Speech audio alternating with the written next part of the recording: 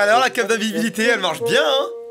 Non? Bienvenue, jeune moldu. Je suis le professeur Mastupédia. Durant ce cours, je voudrais aborder avec vous plusieurs sujets touchant notre société. Parfois drôles et humoristiques, comme cette situation.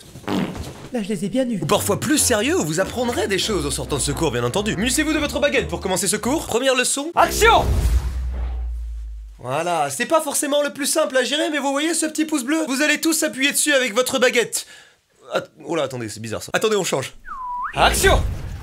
Vous voyez ce bouton s'abonner? Eh ben écoutez, c'est pas plus compliqué que ça. Ce que vous allez faire, c'est que vous allez tous vous abonner. Bon, j'avais prétendu être à mon prof après. Hein. Bonsoir à tous mes gazelles, bienvenue dans ce nouvel épisode où nous allons regarder les pires articles insolites de Wikipédia. Ouais, ça fait beaucoup, hein. Pire, insolite, on essaie de caser tous les mots-clés, quoi. Ça me fait plaisir de vous retrouver, là. Oh Daniel, qu'est-ce que tu fais là? Arrête de me faire des clins d'œil, tu dettes ça, chacal. On va enlever cette blouse par contre, hein. Je viens de professeur, mais pas longtemps. Et où ma casquette, là? Je suis un wesh, moi. Vous avez tous vu le premier épisode dans lequel nous traitions des articles insolites de Wikipédia. On s'était très marré, c'était très drôle. Et si au final tout ce que je disais n'était que mensonge et que ma vidéo précédente était la plus nulle à chier de tous les temps, le Seigneur me pardonnera-t-il pour ce péché mortel consistant à mentir à la plupart de mes abonnés? À cet instant précis, je n'ai compris que je n'étais qu'un résidu de merde sans attendre de mon cul. J'adore faire des voix off comme ça, c'est... Ne perdons pas plus de temps, on va tout de suite enchaîner sur un salto arrière suivi du jingle et...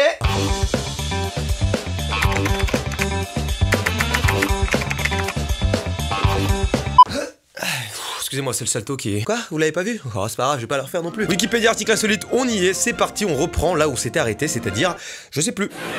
Un peu de silence maintenant dans la salle, sinon je vous prends votre carte d'écran. Quoi? Ok, Jason. C'est ça de me prendre pour un con. Oui, j'ai cru qu'une paire de ciseaux, ok, j'ai pas de budget stylo. Tomata Wakatan... C'est une petite colline avec un grand nom en Nouvelle-Zélande. Mais... c'est pas possible. Qui a donné ce nom? Je veux voir. Ça signifie en français le sommet où Tamatea, l'homme aux gros genoux, qui dévalait, avalait et grimpait des montagnes, le marcheur invétéré, joua de sa flûte à un être cher. Vous êtes starbé en Nouvelle-Zélande là? Vous voulez me faire avoir un AVC en vidéo ou quoi? Non mais... Excusez-moi les Nouvelle-Zélandais, je sais pas comment on dit en fait. Parce que je suis une merde ça. Le délire d'illusion des sosies de Capgras. C'est un trouble psychiatrique dans lequel le patient, tout en étant parfaitement capable d'identifier la physionomie des visages, affirme envers et contre tout que les personnes de son entourage ont été remplacées par des sosies qui leur ressemblent parfaitement. C'est un peu une sorte de théorie du complot quoi. C'est-à-dire en gros, mise en situation. Je suis en train de tourner ma petite vidéo. La porte s'ouvre, Amixem débarque et ça se passe comme ça genre. Yo mec, alors ça va? Tu tournes une vidéo? Je te dérange? Qu'est-ce qui se passe? T'es le vrai ou t'es un fake? Théo, ça fait 1 an on bosse ensemble là, je veux bien être gentil mais Dis-moi ce qu'on faisait ensemble le 21 mai 2018. On était en resto en ville à Angers à 12h59 et t'arrêtais pas de vouloir me sucer la queue Théo. Qui t'a dit? David Hahn, connu comme le scout radioactif, il a essayé de construire un surgénérateur nucléaire dans le jardin de ses parents. Alors lui, il a une vie incroyable. Il a d'être ça, le chacal! Et il est mort récemment, en plus, il est mort en septembre 2016. Il y a des gens dans leur vie, ils jouaient à Call of Duty tranquille posés dans leur salon, ils tournaient la tête dehors et tu voyais un gars âgé de 40 ans en train de construire un surgénérateur nucléaire. C'est-à-dire le gars il est au chômage mais il maquille quoi. Le jour où il a un contrôle fiscal, comment ça se passe? Monsieur, contrôle des papiers, va falloir nous montrer comment vous vivez. Là c'est trop! Je construis un surgénérateur nucléaire, vous comprenez? Je suis un homme sans diplôme, d'accord? Moi là j'ai pas de taf. Donc si vous pouviez me laisser tranquille pour que je continue à me branler les couilles. Putain, les fonctionnaires. Allez, on continue, oui. Ce surgénérateur, je le fais pour toi, maman, ça me fait plaisir. Le musée phallologique islandais. Un musée entièrement consacré au pénis sous toutes ses formes. D'accord, en plus il se situe dans la capitale du pays. Montrez-nous des photos un peu. Ah oui, on est vraiment sur du phallus quoi. Je suis pas certain en fait. Hein. Non parce que moi j'ai pas d'allume-cigare qui sort de mon... Le logo il est excellent. On dirait, vous savez, les logos qu'ont toutes les régions en France. Sauf que là c'est un phallus quoi. Bien trouvé ça, ça me fait plaisir. Darkroom Sex Game, un jeu vidéo de sexe sans aucun graphisme. Quoi? Darkroom Sex Game est un jeu vidéo publié sur internet en février 2008 pour Windows et macOS. On le télécharge de suite, ça part en vidéo gaming. Il s'agit d'un jeu de rythme orienté vers la party game, sous-titré Je peux te toucher la Wiimote.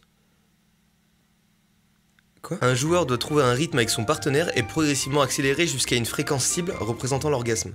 Oula, attendez, on s'est perdu là. Qu'est-ce qui se passe? Donc si je comprends bien, t'es là, t'es posé sur ton canapé, tu fermes les yeux et t'es là. Salut coquin.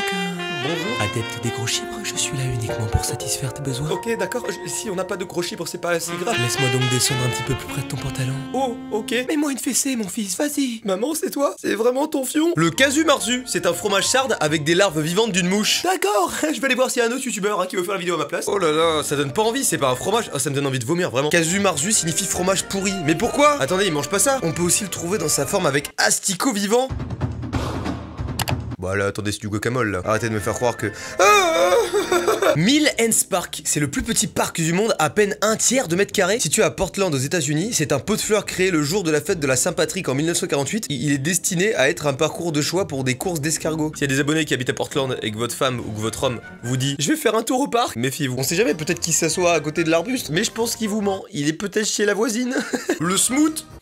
Le nom est marrant. Unité de mesure correspondant à la taille de l'étudiant Oliver R. Smoot qui fut utilisé. L'étudiant, hein, pas l'unité, c'est précisé sur Wikipédia. Pour mesurer le Harvard Bridge en 1958. Résultat, 364,4 Smoot à une oreille près. Mais qu'est-ce que c'est? Il ressemble à quoi Smoot? Je veux voir. Le pont porte toujours les marques de peinture indiquant le nombre de Smoot depuis le début du trottoir depuis la rive bostonienne. Mais qu'est-ce qui se passe? Ils avaient pas de règles? Un Smoot c'est égal à 1m70 du coup. Ils se sont tapés un kiff en construisant le pont, ils étaient en train de vriller psychologiquement. Ah Dédé, j'ai pu le mettre, on fait comment pour mesurer le pont? Oh, le patron il va nous démonter, hein Smoot? Oui, salut, c'est Smoot. Viens voir mon gros, viens là. Viens là, je te dis. Oui, je suis là. Tiens, dégage.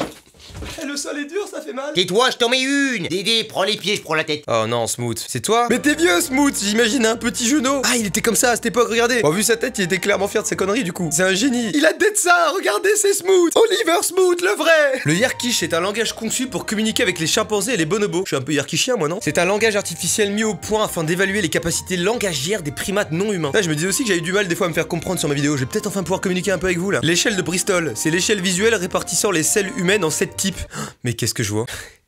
Vous êtes prêts pour un podcast sur les différents types de caca? Premier type de crotte, c'est les petites crottes dures et détachées, ressemblant à des noisettes 6 balles, difficiles à évacuer. Voici donc le type 1 sous vos yeux ébahis. C'est l'échelle de Bristol, hein. On est sur quelque chose de très pro. Ah, attendez, on a raté une information croustillante en haut. La forme des selles dépend du temps qu'elles ont passé dans le côlon, dans ton fion en gros. J'y crois pas une seule seconde. C'est-à-dire qu'en gros, potentiellement, on contextualise, oui. Potentiellement, là j'ai envie de chier, je me retiens 3 jours de plus et on passe du type 3 au type 5. Le type 2 en forme de saucisse, mais dure et grumeleuse. Le type 3 comme une saucisse, mais avec des craquelures sur la surface. Mais les termes utilisés, ils me font mourir de rire. Le type 4 ressemble à une saucisse ou un serpent, lisse et douce. Oh, Bristol, c'est qui ce mec? Le type 5, morceau mou avec des bornettes, néanmoins aisé à évacuer. Le type 6, morceau duveteux. Et le type 7, pas de morceaux solides, entièrement liquides. Yes. Il y a une interprétation des résultats. Les types 1 et 2 indiquent une constipation. Les types 3 et 4 sont les selles idéales. En particulier le type 4 car ce sont les plus agréables à évacuer. D'accord, donc moi en tant que type 3, je me déchire le cul, c'est ça? Et les types 5 et 7 tendent de plus en plus vers la diarrhée. Intéressant. Du coup, le mieux c'est d'avoir un type 4 quoi. C'est un serpent. Lisse et doux. Et vous vous placez dans quel type de caca? Moi je suis plutôt type 3. Hein. Attendez, j'ai rêve ou quoi? Il y a un... Attendez, quoi? Il y a un article sur Wikipédia qui s'appelle Mort insolite. Tant qu'à mourir, autant que cela soit de belle manière pour l'histoire. Attendez, on va regarder quand même. Prenons par exemple Milon de Croton. Athlète grec connu pour sa force prodigieuse, veut tester celle-ci en achevant de fendre un arbre ouvert en deux. Mais il présume de ses forces et ses mains restent coincées dans le tronc de l'arbre, immobilisé, incapable de se défendre. Il est dévoré par des loups. Mais qu'est-ce que tu fais, Milon? Putain, je le confonds avec le chien de Tintin, gros. C'est pas mal, en fait, comme article. Putain, mais il y en a tellement. Je peux faire une vidéo juste là-dessus. On en prend un autre. C'est horrible, ça monte jusqu'en 2017. C'était en 540 avant Jésus-Christ, hein, Milon. La reine mérovingienne Brune O, bien qu'âgée de plus de 60 ans et arrière-grand-mère, est mise à mort sur ordre de Clotaire II. Un bras et une jambe attachés à la queue d'un cheval en furie. Avant son exécution, elle est promenée nue sur le dos d'un chameau à travers le camp du roi.